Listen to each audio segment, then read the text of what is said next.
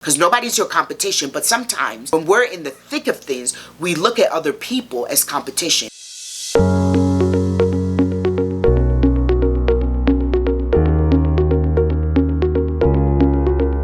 Today we're putting on our entrepreneurship hat.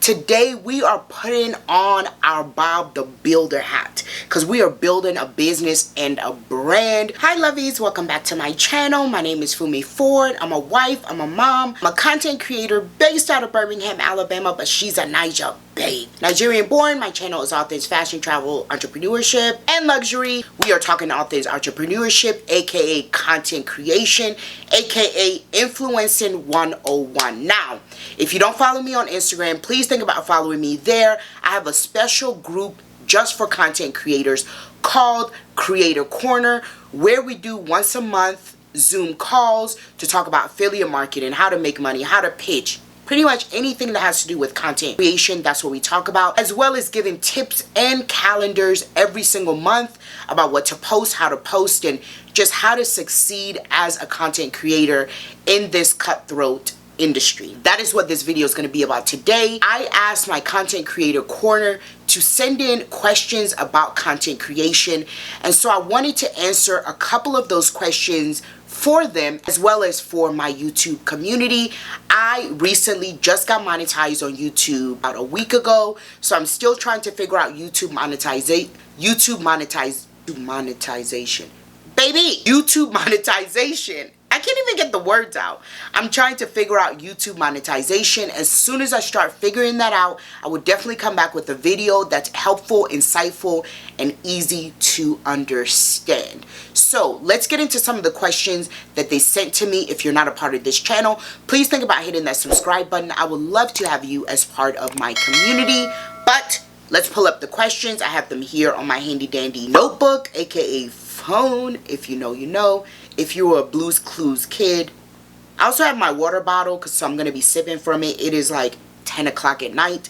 My husband's kids are asleep, so this is the only time I could do this, and I'm so tired. So I'm going to try to have a lot of energy, but do realize I had to speak at a speaking engagement. Y'all don't care. I had a lot to do today, but I'm showing up for you. That's tip number one. Whether it's one person, whether it's 10 people, whether it's 10,000 people, whether it's 100,000 people, whether it's 100 million people, show up the exact same every single time. The first question somebody asked is, what's the best way to restart after being on pause or so for 2 years? So let's say you had a social media page, you were going consistently, and then life happens. As life always happens. Life will life every single time, just like a man will man every single time. If you are thinking about coming back, I need you to sit down and figure out why you quit the first time, and then what are some steps that you can take to make sure that doesn't happen again. Did you quit because you were burned out? Did you quit because the followers weren't coming? Did you quit because you weren't making money? Did you quit because your schedule didn't align? What was the reason behind you quitting the first time?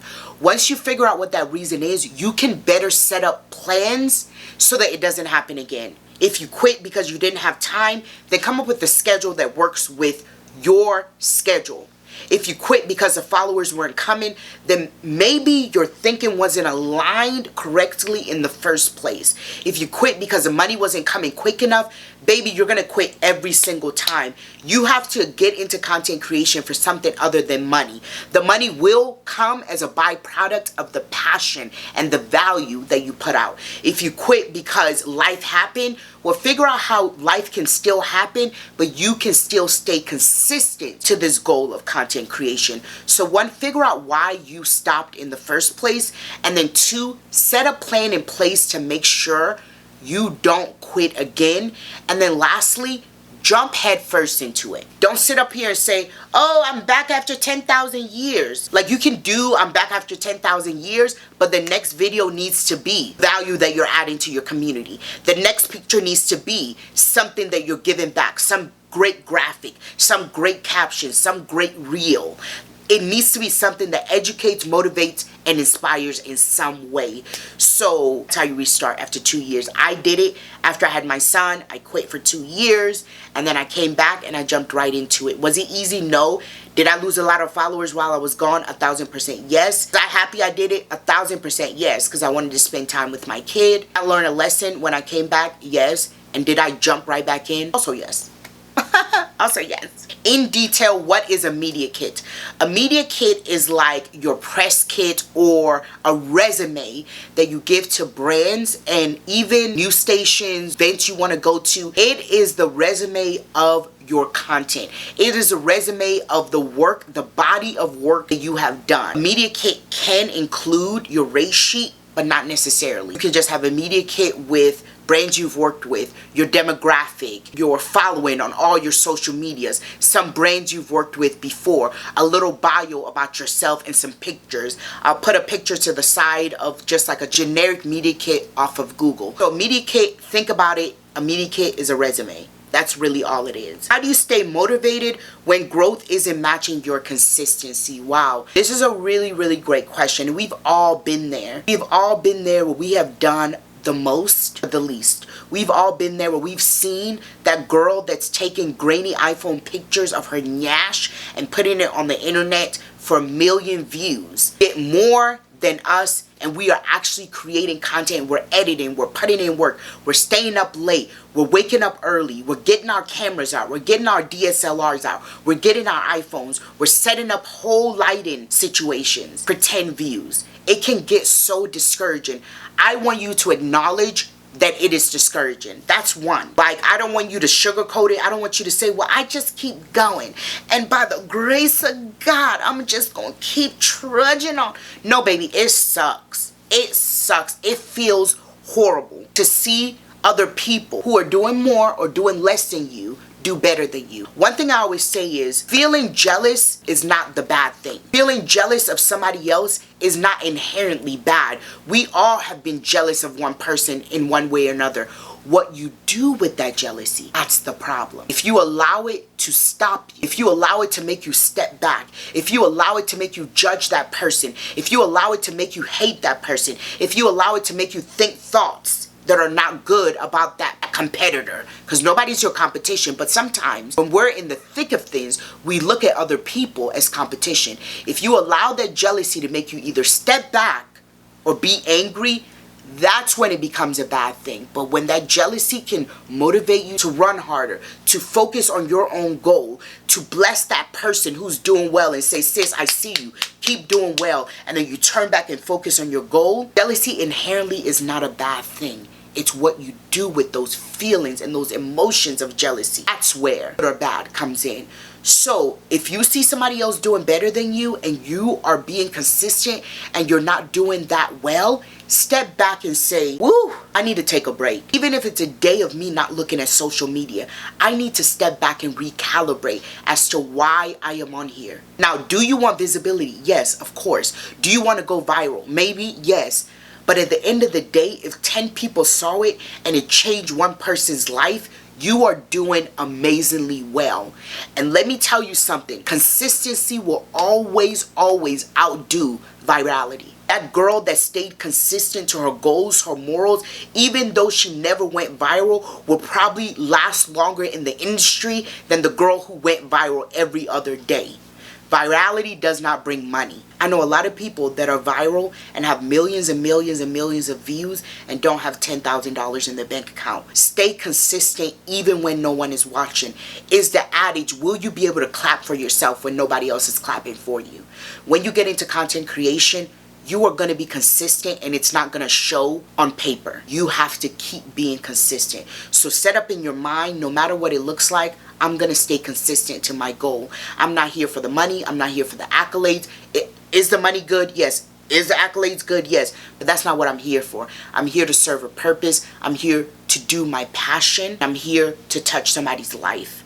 When you move and operate in that way, whether the numbers are high or the numbers are low, you acknowledge them and say, yes, it doesn't feel good, but will it stop me? No. Stay consistent. What are some things you put in an email when you pitch to brands? Now I'm going to put a blog post down at the bottom of a pitch template that's free that you can grab from my website. A pitch template only needs to be like one paragraph at the most. 3 to 4 sentences. Introduce yourself, tell a little bit about yourself, and then talk a little bit about maybe something that's upcoming with the brand or something that you have in common with the brand, and then just say, I would love to work with you. It doesn't need to be that convoluted, right? The subject needs to be Fumi X so-and-so, or the influencer you need. Make it catchy, make it fun. The subject needs to be to the point, concise, because then you can say, I would love to hop on a call with you to discuss working together more this year. I would love to grab, if they live in the same city, I would love to grab coffee with you. Or please email me back at your earliest convenience. Like, you need to set it up to talk further about your ideas concerning the collaboration. But the pitch just needs to be super simple, a paragraph at most. What I do is I hyperlink my social media platforms in that email as well, or I will link a video where I talked about the brand organically. But again, don't make it convoluted. Talk a little bit about who you are, hyperlink your social media platforms, and then talk about maybe a spring or summer collection that's coming up, and then invite them to talk further via email, in person, or over a phone call. The next question is how to start and grow on TikTok. It gives me anxiety. Baby, TikTok is giving everybody anxiety right now. One tip I'll give you is just to start. Figure out what your niche is. Figure out what you love to talk about. I know there's a lot of people that think, do the niche that brings you money. There's a lot of people that did what brought them money and they ended up getting burned out. You can create content that you don't love or your audience love and hate doing it every single time, because after 5 years you're not going to be able to sustain that level. A great content creator marries what they love with what their audience wants. There's a lot of people that one piece of content always goes viral for them, but they love cooking, and I always tell them, incorporate cooking in there. I don't care if your cooking video gets 10 views. Incorporate that cooking video into the content that goes viral. Every now and then give them the viral content, but then also give them the content that you love, because your passion is what's going to sustain you long term. So learn to marry what you love with your audience loves, and you're always going to love creating the content. I mean, not always, or some days you're not going to like it, but it's going to keep you sustained and fulfilled. Figure out what that niche is that you want to do when you get on TikTok, and then be consistent with it. Be consistent. Most of the time on Instagram, you post once a day, you're good. TikTok is a platform that you can post 2 times or more and grow really quickly. The more content you put out there, now they're changing it now where they want more quality content, but still you can post 2, maybe 3 pieces of content a day and see the growth happen. Find training audio, find training edits, and just find things on TikTok that you can do. If you see a creator doing something you love, find a way to do it in your own way. Don't copy, but find a way to do it in your own way. Find a way to do it where it matches your niche. If you see somebody going viral like Risa Tiza, and you want to talk about what happened with her, with your own thoughts and your own feelings about it, stitch her. Stitch viral content and give your own analysis of it. Speak to the camera on TikTok. My speaking videos do so well because it's so personable. So find training audio, find training cuts, and cap cut all the training things that they do on there. Stitch other creators that are going viral, and then figure out your niche, the content you want to put out there, and be consistent with it. Somebody said, how do you balance posting offers versus lifestyle content? So how do you balance posting paid content versus the content that your audience wants from you? I know creators that all they have is sponsored content on their page. I don't like following those kind of creators. I'm all for you getting your bag, but sis, what about your community? I'm clapping you on. If you have a collaboration, I'm commenting, I'm sharing, I'm loving it, because I want you to go after the bag. But at the end of the day, you have to remember that your audience came to you, your audience followed you for a particular reason, and you can't forget that in the rat race of trying to make money and put hashtag paid. You have to make sure that you're still giving them value outside of your sponsored content. So finding that balance is very important. For every ad that's on my page, I try to do at least 3 to 4 non-addish content. So when an ad tells me, hey, we want this posted here and here, I try to negotiate and say, hey, can you give me 3 more days so I can create content that is organic to my audience and to me? Because baby, I'm not coming on here for you to sell me Dawn dishwasher pods every single day. I'm not coming on here for you to sell me what your kids eat and the plates to eat out of. I want you to tell me something that's beneficial that I know you're not getting paid for, that you're just talking about because you love it and because you're recommending it, or it's gonna help me in some way. So remember, as you get bigger, you have to learn to balance that paid content with the content your audience came to you for. Otherwise, it will get fatigued and you will start to see your numbers drop, not just in following, but also in how they engage in your content. Somebody said, does being on influencer apps really help get actual paid brand deals? 1000% yes. I know a lot of influencers that these apps are where they make the most money. Apps like Whaler, Influential, #paid, Maverick.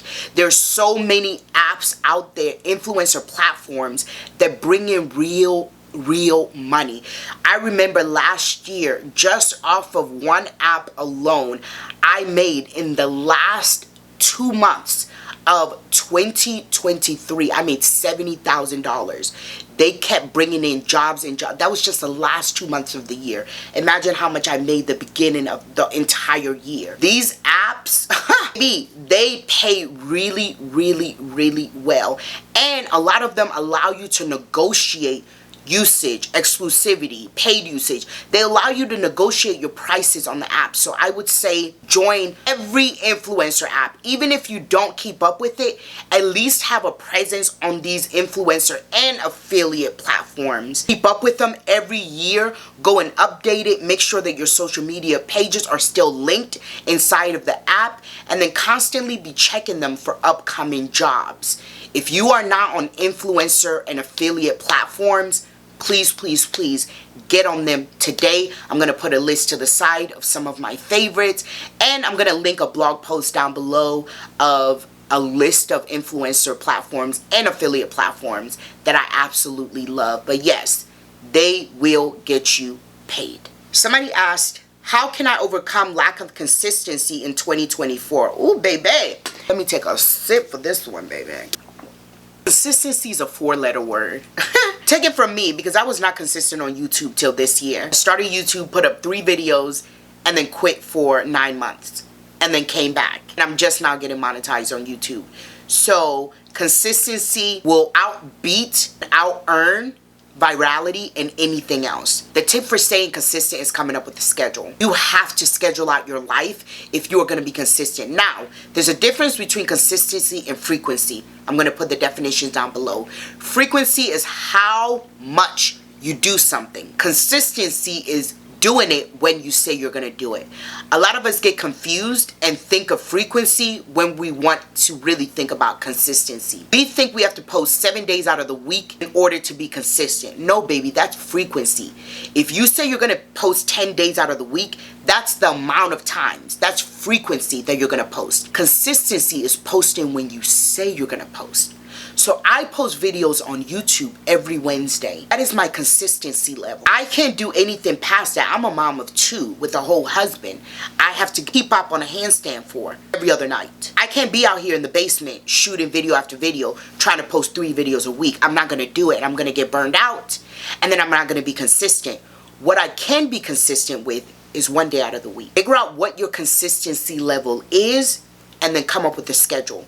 So if you say you're going to post every week, once a week, when are you filming the content? If you're going to post every Wednesday, then by Friday, Saturday, Sunday, you need to be shooting the content. And when you sit down to shoot it, you're not shooting 1 video, you're shooting 3 videos. You're shooting a TikTok, you're shooting a reel, and you're shooting a still video. So then you have content that will sustain you for at least 3 weeks. You have to be disciplined, and you have to come up with a schedule in order to be consistent. So how do you become consistent? 1, figure out how many times you're going to post, and then 2, come up with a schedule for yourself when it comes to shooting and editing and posting that content.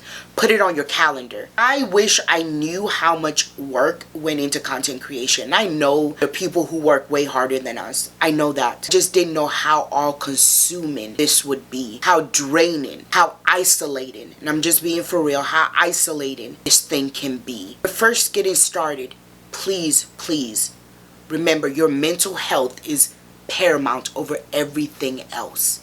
Set boundaries in place when it comes to how often you're on your phone, how often you are scrolling mindlessly, how often you're not in the moment because you're like this on your phone or trying to film something. Take into consideration and set boundaries in place. Set a schedule in place when it comes to even being on your phone so that you can have a healthy relationship with your content, with social media, with yourself, and with your family.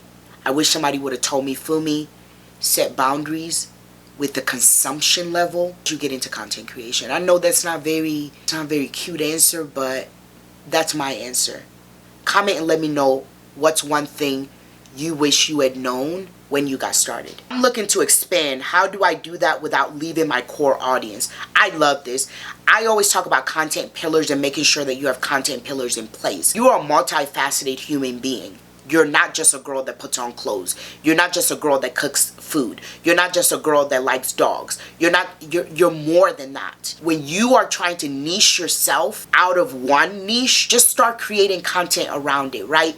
There's something called content pillars, right? So make sure that you have your content pillars in place. Make sure there's one thing that stabilizes all of your content together. Whether that thing is freedom, whether that thing is fashion, whether that thing is family, whether that thing is your values. Find that one thing that kind of ties it all together and then create different types of content around that thing. Let me give you an example.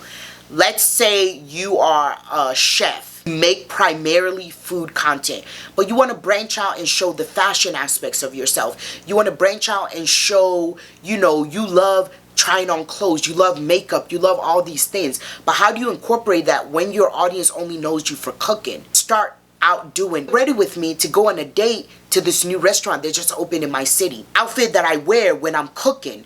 3 shoes that help me be able to stand on my feet for long amounts of time. You think I'm a chef, but I'm also a baddie. Here's a chef to baddie look. Do you go to, now you see, you're not just selling one aspect of yourself, you're actually selling you, because you are a multifaceted person. And if you have an audience that's engaged, they're gonna follow you on this journey, right? They're gonna wanna buy into the different aspects of who you are. So when it comes to that, yes, broaden your horizon. You don't even have to tell them, oh, by the way, I'm gonna add more fashion. I'm gonna add more makeup. Just start doing it. But wrap it around the food, which is what they came for. Wrap it around that first niche and kind of take them on the journey with you. I really hope that makes sense. The next question is, good afternoon. What is affiliate marketing and how do you get started? Affiliate marketing is really you recommending products to a person, the person buys it, and then you get a commission off of the amount of people and the sales that you make. There are a lot of affiliate platforms. I'm going to put them to the side. There's LTK, there's ShopStyle, there's Magic Links, there's Amazon. You can join them quite easily. If you don't get accepted the first time, please try again. But they allow you to link items. This robe right here, Amazon, I'm going to link it down below. Every time somebody buys this robe, I get a little commission off of it. Now the commissions are like $0.0. But if you are a great affiliate marketer, you can make a lot of money. I have a friend, 1 month she made $50,000 off affiliate marketing. Anytime you go to your favorite YouTube girl's video and you go down to the description and you click and you buy something, that's affiliate. They get paid off of that.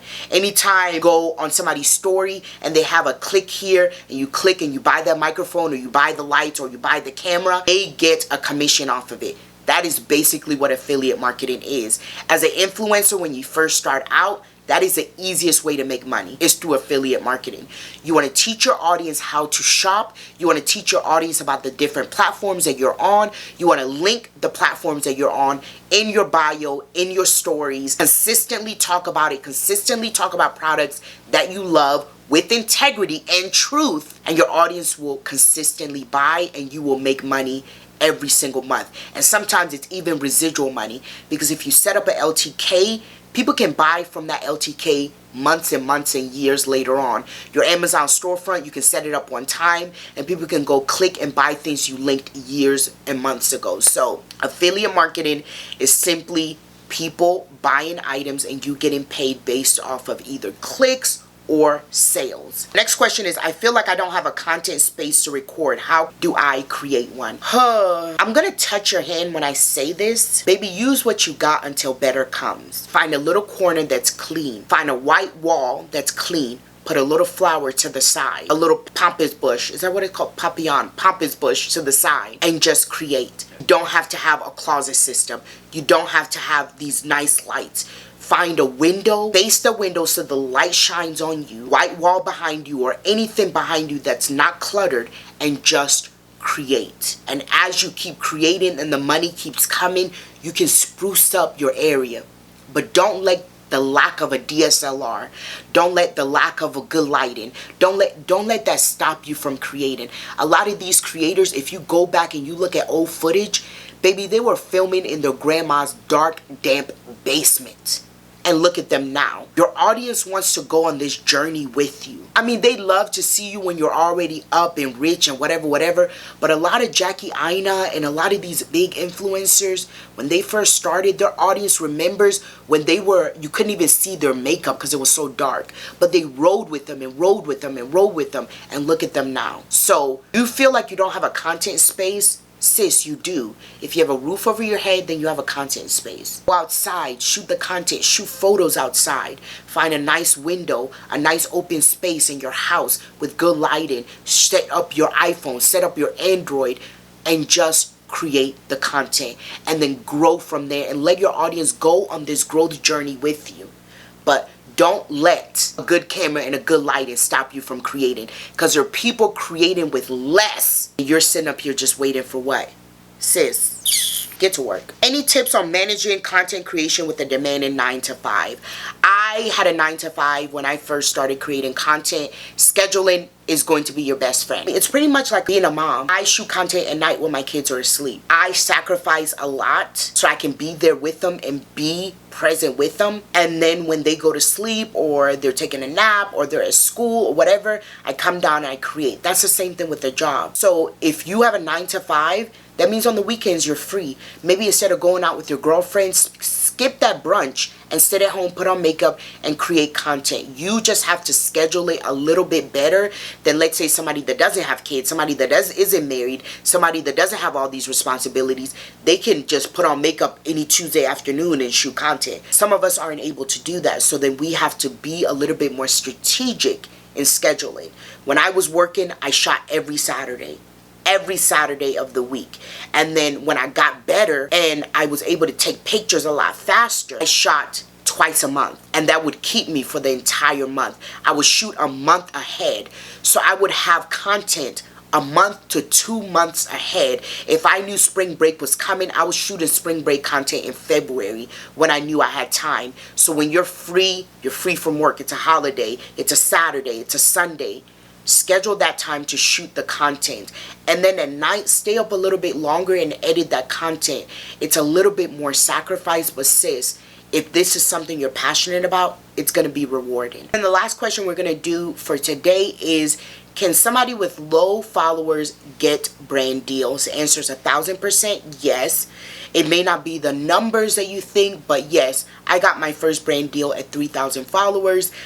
It was through an influencer platform. Again, please join those influencer platforms if you are not a part of it. You don't have to have a lot of followers to start making money, but you do have to have great content. You do have to have a voice that's your own, and you do have to be consistent. If you are doing those 3 things, a brand will pay you to talk about their products. So don't think you have to have 10,000. Now, there's some brands that will say, oh, you need 10,000. Oh, you need 100,000. That's fine. That's fine. Move on to the next brand. There's a brand that's willing to work with you. Again, if you're consistent, you have your own unique voice, and you put out great content. Woo! I am tired. There were a lot more questions, but we'll probably do a part 2. If you want a part 2, please comment and I will do it. If you have any particular questions, comment them down below and that will be a part of the part 2. I will answer those as well. If you're not following me on this platform, please think about hitting the subscribe button. I would love to have you as part of my community.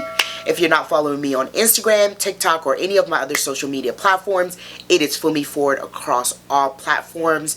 Thank you so much for coming and spending time with me on this corner of the internet. I'm so happy to be in community with you. I don't even know what to say. I will see you next time. Love you, mean it. Bye.